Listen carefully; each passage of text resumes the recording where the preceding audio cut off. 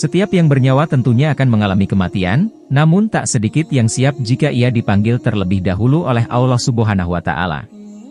Dengan alasan bahwa mereka belum siap karena memiliki dosa, atau belum menyempatkan untuk bertaubat kepada Allah Subhanahu wa Ta'ala. Bahwasanya Allah Subhanahu wa Ta'ala berfirman dalam Al-Quran Surah Fussilat ayat 30.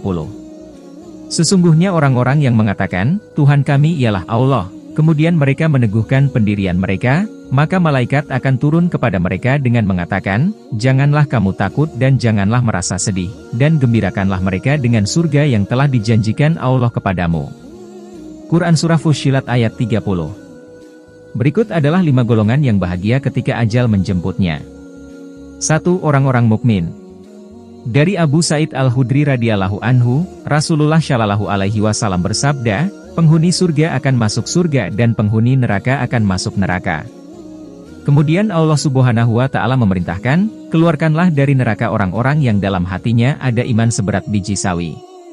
Maka dikeluarkanlah mereka dari neraka yang warna badannya benar-benar hitam, lalu dimasukkan ke dalam sungai hidup atau sungai kehidupan. Lalu tumbuhlah mereka seperti biji yang tumbuh setelah air bah. Adakah engkau tidak melihatnya? Sesungguhnya ia keluar berwarna kuning yang melilit. Hadis riwayat Bukhari dan Muslim. 2. Orang-orang yang ikhlas.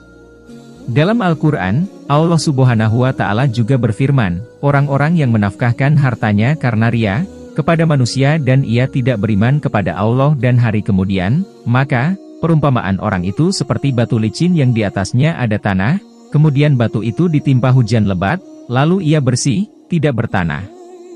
Quran Surah Al-Baqarah ayat 264. 3. Orang-orang yang bertaubat. Bahwasanya Allah Subhanahu wa Ta'ala berfirman, katakanlah wahai hambaku yang melampaui batas terhadap diri mereka sendiri, janganlah kamu berputus asa dari rahmat Allah.